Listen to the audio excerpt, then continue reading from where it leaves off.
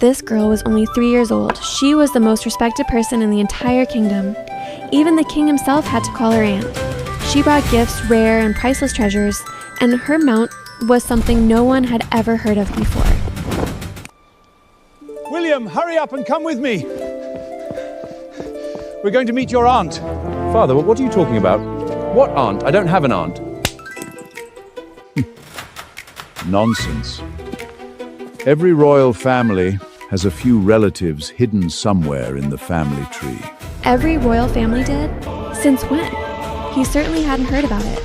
Then, all at once, something clicked in his mind and his expression changed. Father, are you talking about that person's child? That's right. Prince Alexander's daughter.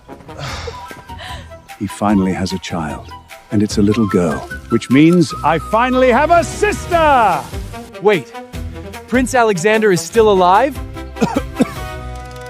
Didn't he disappear more than 30 years ago? What do you mean, still alive? Do you even know who Alexander is? He left the royal family when he was young and traveled across Europe with that reclusive old duke. He studied medicine, swordsmanship, and ancient court traditions. How could he possibly be an ordinary man? And besides, he's not nearly as old as you're making him sound. He was my grandfather's youngest son. If you really do math, he's only a few years older than you. Is it really that strange for him to have a daughter? Father, could you at least leave me a little dignity? Catherine is standing right here. It had been years since his father had smacked him on the head like that. Part of him actually missed it. But this was the palace garden. The attendants, ladies-in-waiting, and royal guards were all watching. He was the king of Albion. At this rate, he'd lose every bit of dignity he had left. At a time like this, you're still worried about your precious royal image. King William hurried after him. The king is leaving already. Then what's the point of afternoon tea? Everyone, head home and send word to your families immediately.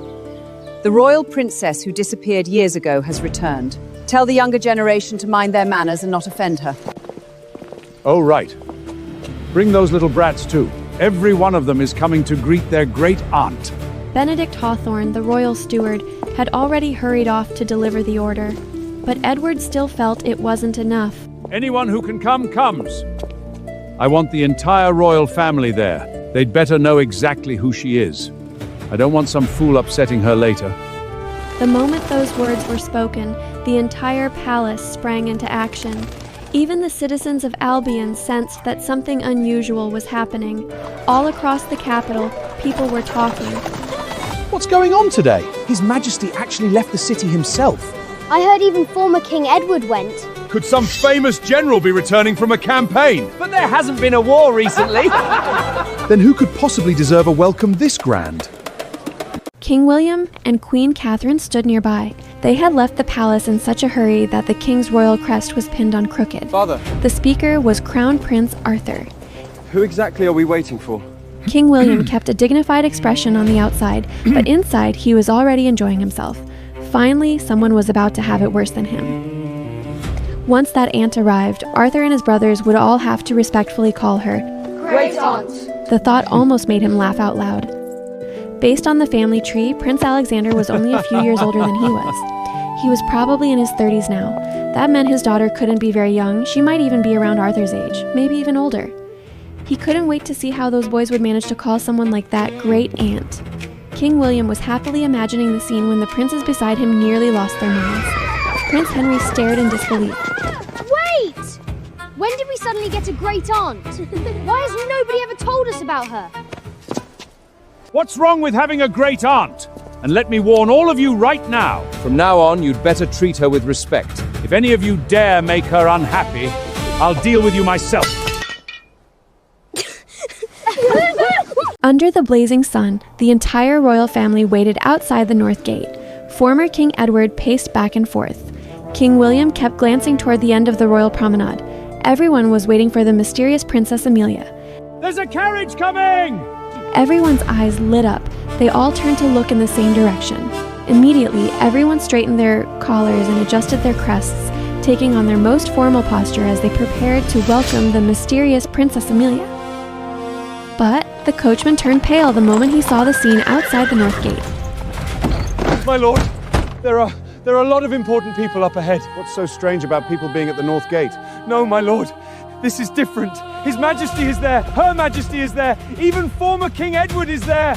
It looks like they're waiting for someone. The next second, he saw a sight he would never forget for the rest of his life. Members of the royal family, council ministers, the kingdom's most powerful nobles. They were all gathered outside the north gate. Even former King Edward and King William were there in person.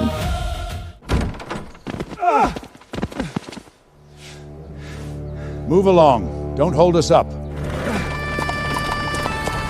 Why isn't she here yet? The letter clearly said we'd see her around noon. Surely she hasn't run into trouble on the road?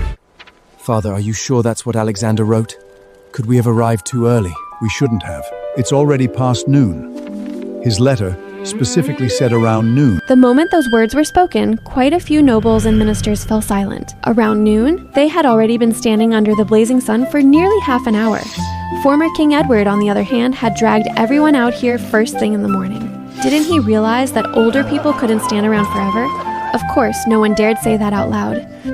Soon, another farmer's wagon passed by. The old farmer was so startled by the crowd gathered outside the north gate that he nearly fell off his seat. People came and went, but none of them were the person they were waiting for.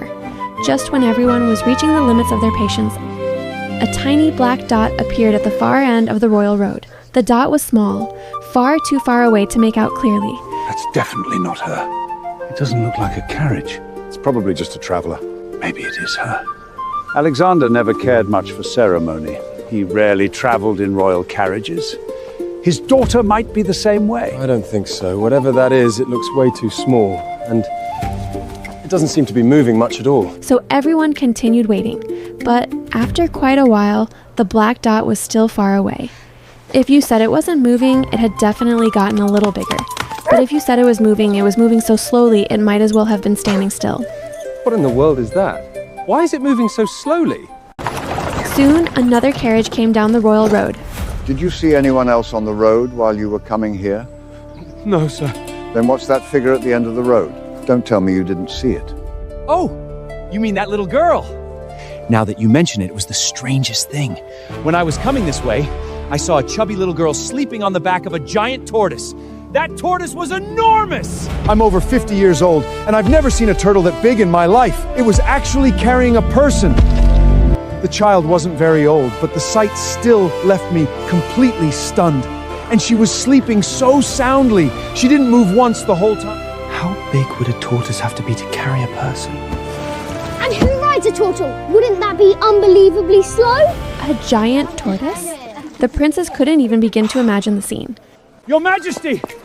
That driver said the black dot on the road appears to be a giant tortoise, and there's a little girl riding on its back. What? A tortoise carrying a child?